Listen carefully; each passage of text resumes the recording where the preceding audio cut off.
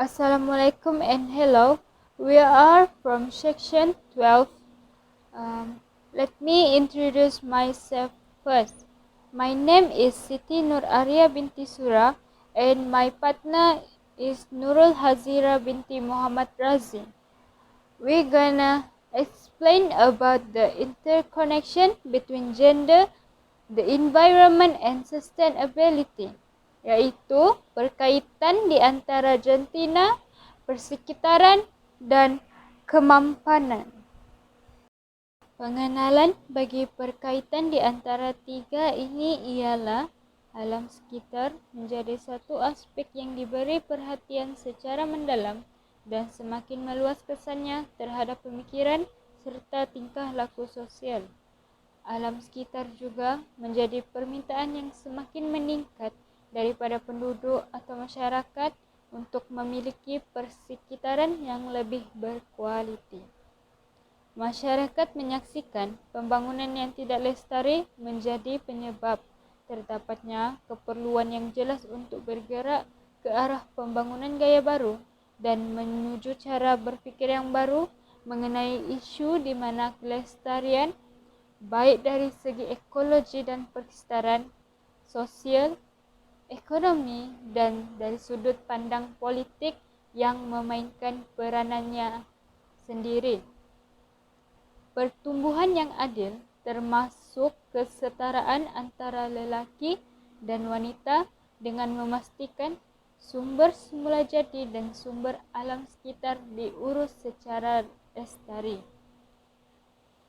Mengenai cara-cara di mana kumpulan wanita yang berbeza mengambil bahagian dalam pembangunan telah meningkatkan lagi hubungan di antara jantina, persekitaran dan kemampanan yang menjadi lebih penting. Keyakinan bahawa usaha sistematik diperlukan sekiranya isu-isu persekitaran yang berkaitan dengan kesetaraan sosial dan jantina akan dimasukkan ke dalam proses pembangunan. Secara ringkasnya, definisi bagi tiga perkaitan iaitu jantina, persekitaran dan kelestarian. Jantina digunakan untuk menggambarkan ciri-ciri wanita dan lelaki yang dibina secara sosial yang merangkumi norma, tingkah laku dan peranan yang berkaitan dengan menjadi wanita atau lelaki. Bagi persekitaran, persekitaran adalah keadaan sekeliling, agregat keadaan sosial dan budaya yang mempengaruhi kehidupan seseorang individu atau masyarakat. Seterusnya ialah kelestarian. Kelestarian ini bermaksud memenuhi keperluan kita sendiri tanpa menjejaskan kemampuan generasi akan datang untuk memenuhi keperluan mereka. Dalam perbincangan ini, kami memberi 4 perkaitan antara jantina, persekitaran, kemampanan, yaitu ekofeminisme, wanita dan persekitaran, Pakatan untuk Masa Depan, dan pembangunan lestari. Seterusnya, saya akan membentangkan tentang ekofeminisme. Ekofeminisme ini mempunyai pengaruh penting terhadap karya aktiviti yang mempromosikan subjek wanita dan lingkungan di dalam keduanya gerakan feminis atau ekologi. Pendekatan ekofeminisme ini mengambil beberapa bentuk, tetapi dua dapat dibedakan secara umum, yaitu ekofeminisme sosial dan ekofeminisme budaya. Seterusnya ialah hubungan antara wanita dan persekitaran harus disusun oleh organisasi pengeluaran, pembiakan dan pengedaran jantina dan kelas kasta ras yang tertentu. Kesan perubahan kelas terhadap jantina kelas ini menggarisbawahi keperluan untuk mengubah pembahagian kerja dan akses kepada sumber. Sekiranya quality atau quantity sumber yang bergantung kepada pengurus, selalunya wanita akan merosot. Ini akan mempengaruhi kerja mereka dan tenaga yang diperlukan untuk pengurusan dan menyekat pemilihan pembangun lain. Kesan kelas gender ini dari perubahan persekitaran dimanifestasikan sebagai tekanan pada wanita, pendapatan mereka, pemakanan dan kesehatan mereka, rangkaian sokongan sosial mereka, dan pengetahuan mereka. Kedudukan wanita dapat ditingkatkan dengan lebih banyak kawalan terhadap sumber, daya, pengagihan semula, peranan dan tugasan, pergeseran stereotip, dan persekitaran yang lebih sehat dan produktif. Selain itu, yang membedakan syariat ekofeminisme ini adalah cara ia mengonsepkan hubungan wanita dengan alam. Mempertahankan bahwa ada hubungan yang kuat antara keduanya dan mempertahankan kembali kepada prinsip kewanitaan yang melibatkan keharmonian, kelestarian, dan kepelbagaian. Posisi ini membawa di satu pihak kepada penegasan bahwa semua wanita mempunyai hubungan khusus dengan alam, dan wanita dianggap sebagai konsep dan realiti kesatuan, di mana ia berpusat pada peranan wanita sebagai ibu dan pengasuh kehidupan, tanpa mengakui perbedaan yang wujud dalam kategori ini karena latar belakang etnik, di kelas sosial, dan usia antara faktor lainnya. Akhir sekali ialah penegasan kawalan terhadap alam dan ke atas wanita telah menjadi proses yang bersepadu dan selari yang berkaitan dengan sejarah. Ini dikekalkan disebabkan oleh pengaruh struktur dan dualisme perspektif yang menundukkan alam kepada budaya dan feminin kepada maskulin, sehingga wanita secara sosial ini dianggap dengan alam, dan sebagai akibatnya ada hubungan jenis ideologi berdasarkan sistem idea dan perwakilan, nilai dan kepercayaan antara penindasan yang mereka alami dan eksploitasi sistem semula jadi. Dengan pendekatan ini, wanita digelar sebagai korban pembangunan. Seterusnya ialah wanita dan persekitaran. Gerakan yang dikenali sebagai wanita dan lingkungan atau persekitaran merupakan bagian dari pemikiran dan tindakan yang disebut wanita dalam pembangunan, yang menandakan tahap pemikiran dan tindakan dalam bidang proyek dan program pembangunan dalam banyak kasus atau banyak hal masih berjalan pada hari ini, dan yang berpusat di sekitar wanita dan keperluan mereka sebagai individu dan kumpulan. Sudut pandang wanita dan alam sekitar mempunyai kesan besar di kalangan NGO, dan mereka terdapat dalam dokumen untuk forum NGO diadakan di Nairobi pada kesempatan Persidangan Dunia 1985 untuk mengkaji dan menilai pencapaian dekad pertubuhan bangsa-bangsa bersatu untuk wanita, bahwa banyak prinsip yang timbul dari pemikiran ini, yang kemudiannya dikembangkan oleh pengarang yang berbeza, dapat ditemui secara berkala. Dalam cara ini didasarkan pada anggapan bahwa wanita memiliki khusus dengan alam, bahwa mereka berkomitmen kepadanya, dan objektif mereka dalam cara mereka menggunakan sumber daya dan melindungi alam dibedakan oleh altruisme mereka. Seterusnya ialah penekanan diberikan kepada perlunya inisiatif pembangunan lestari untuk mendukung sumbangan yang diberikan oleh wanita untuk mengurus dan memelihara alam sekitar.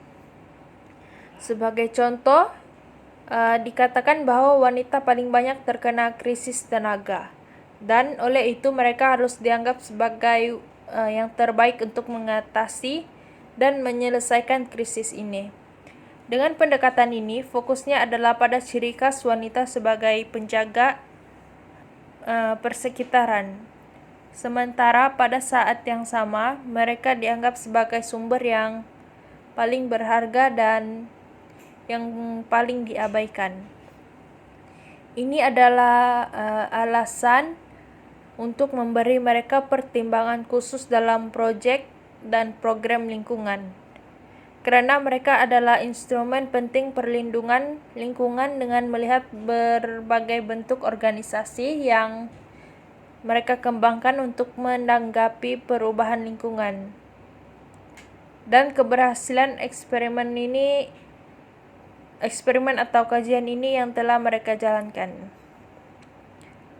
Akhir sekali ialah wanita mempunyai potensi untuk memberikan sumbangan yang besar dalam penyelesaian sesuatu krisis, karena peranan mereka dalam pengurusan sumber-sumber utama tersebut. Seterusnya, meningkatkan kuasa wanita dan kelestarian pembangunan terikat secara ekologi. Oleh itu, sangat mustahak bahwa wanita diizinkan untuk mengambil bagian dan terlibat di peringkat perancangan pembangunan di seluruh dunia perindustrian. Seterusnya ialah pakatan untuk masa depan.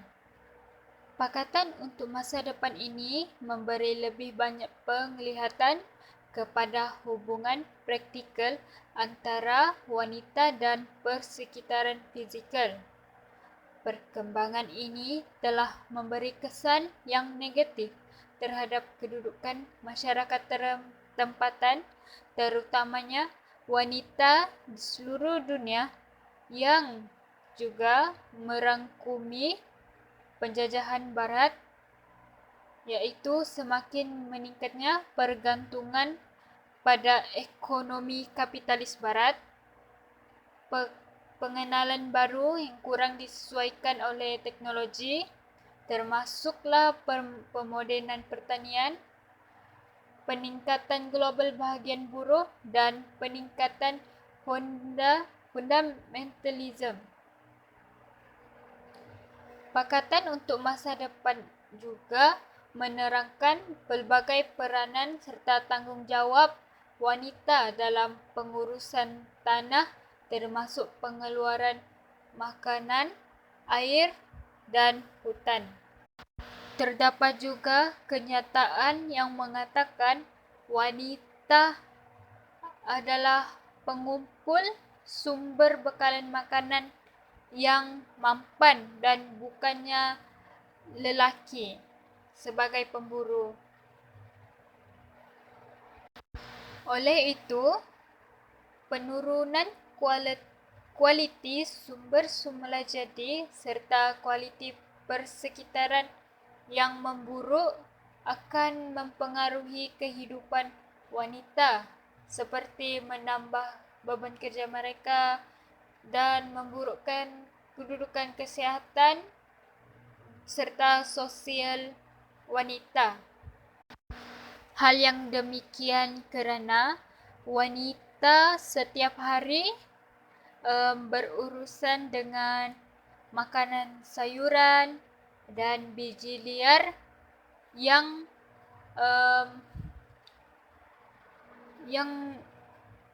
boleh menjadi percubaan